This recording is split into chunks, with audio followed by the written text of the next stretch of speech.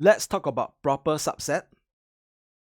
Now, if we say that set A is a proper subset of set B, then all the elements of set A are in set B, but set B contains at least one element that is not in A. Now, you might be a bit confused by this statement. Not to worry, I'm going to show you an example. So let's say we have set A, okay? There are two elements, 1, 2, okay? And set B, there are three elements, 1, 2, 3, okay? Now, over here in this example, set A is indeed a proper subset of set B. So let's see whether in this example it fulfills the condition over here. Okay, so all the elements of A are in B, correct? 1, 2 in A, also in B, 1, 2. Okay, this is okay. So the next condition is B contains at least one element that is not in A. So let's look at this element 3 over here. It is in B, but not in A. So indeed, set A is a proper subset of set B. Okay, so actually I want to represent this on the Venn diagram so that you can see it clearer. So usually if you represent these two sets in a Venn diagram, okay, so let me draw it first. Now if you represent these two sets in the Venn diagram, right, the fact is that the circle for set B will be bigger than the circle for set A. Why is that the case? Or let's put it in another way.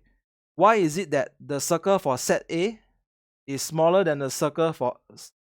why is it that the circle for set A is smaller than the circle of set B? So why? Why is it that the circle of set A is smaller than the circle of set B? Well, that's because set B contains an element that is not in set A. So basically, this element 3 over here, it is in B. Okay, it is in set B but not in set A. Then in this case, the circle for set B has to be bigger, right? And the circle for set A has to be smaller. Correct? So in this case, if I were to put the elements inside in this Venn diagram, set A will contain the element 1 and 2. And set B will contain the element 1 and 2 over here and 3. So that is why in the Venn diagram, if I say that set A is a proper subset of set B, over here you can see it.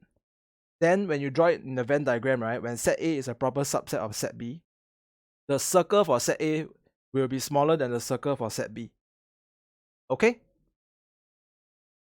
Now, I want to give you another example. Okay? So let me keep the Venn diagram first. Okay? Let me try to erase. Give me a bit of time. I want to edit this example over here. Okay. Now let's say that set A equals to set B. Set A contains the element 1, 2, and 3. Okay, set A contains the element 1, 2, and 3. And set B contains the element 1, 2, and 3. So basically, these two sets, okay, set A and set B, they are equal. Right? So is set A a proper subset of set B? So all the elements of A are in B. Okay, that's good. But over here, B must contain at least one element that is not in A. Don't have. Correct? Do we have it? No. Over here, it says that B contains at least one element that is not in A. But we can't find any element in B that is not in A. Understand? So you see, over here, in set B, can we find any elements in set B that is not in A? Can? Okay, let's look at 1. It is in A. Let's look at 2. It is in A as well. Let's look at 3. It is also in A. So we cannot find any element in B that is not in A. So A is not a proper subset of B. Okay? That is why I always say that when we talk about proper subset, okay, if we say that A is a proper subset of B, then set A cannot be equals to set B. Okay, one set has to be smaller than the other. And the set that is smaller than the other, okay, the smaller set is the proper subset of the bigger set. Understand? Basically, the smaller circle is the proper subset of the bigger circle. Okay? So basically, in this example over here, A and B, they are two sets that are equal to one another. In this case, we cannot say that set A is a proper subset of set B. Okay? So let's move to another example for the Venn diagram. It's a different example, okay? I'm not using the same Venn diagram this time. Or from here onwards, not really from here onwards. For this slide, if you are thinking that this Venn diagram is the same as the previous video lecture, it is not. It is entirely different Venn diagram. Okay, so over here, let's go through. Now, suppose the universal set, okay, containing the elements 1, 2, 3, 4, 5, and 6. Okay, suppose also that we have set A, which contains the elements 1, 3, 4, 5, 6. Okay, so we have the universal set 1, 2, 3, 4, 5, 6, and then we have that set A contains the elements 1, 3, 4, 5, 6. Okay, 1, 3, 4, 5, 6. Same for set B as well, 1, 3, 4, 5, 6. Okay, and set C contains the elements 3 and 4. So this is set C, and it contains the element 3 and 4. Okay, now in this case, you see that 2 is not in set A, 2 is not in set B, and 2 is not in set C. So 2, you put it outside all the sets. Okay, but it is in a universal set, but it is outside of set A, B, and C. Okay, for the element 2.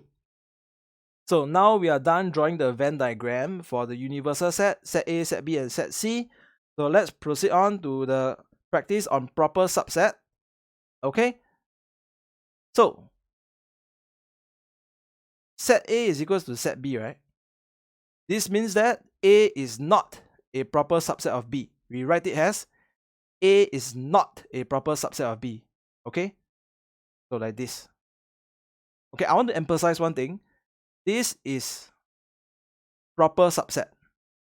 This is this means proper subset. This one means not a proper subset. Okay, earlier in the video lecture, okay, this one, it means subset. This one, it means not a subset. Okay, this one means not a subset. So I want you to understand the difference. Okay, let's move on. Now, okay, let's recap again. Set A is equals to set B. Therefore, set A is not a proper subset of set B. Same thing, B is not a proper subset of A. Okay, set B is not a proper subset of set A. We write it as like this. Set B is not a proper subset of set A. Okay, set B is not a proper subset of set A. Okay, let's go through the last two examples. So let's look at set C over here. Okay, now we can see that set C over here is a smaller circle than set A. It is also a smaller circle as compared to set B. So basically, when compared to the circles of A and B, okay, when compared to the circles of set A and set B, okay, the circle for set C is actually smaller. Okay, so there we have it. And you can see that, okay, all the elements in set C, they are in both, all the elements in set C, okay, they are in set A as well. Okay, and set A contains at least one element that is not in C. Okay, so you can see that over here, set A contains at least one element that is not in C. So in this case, C is a proper subset of A. So we write it like this. C is a proper subset of A. Now, same thing for set B. Okay, it's the same reasoning for set B because set B is equals to set A. So I'll just go through again. Set C is a proper subset of set B because all the elements in set C, they are also in set B, and set B contains at least one element that is not in set C. So C is indeed a proper subset of set B, okay? And set C is a proper subset of set B.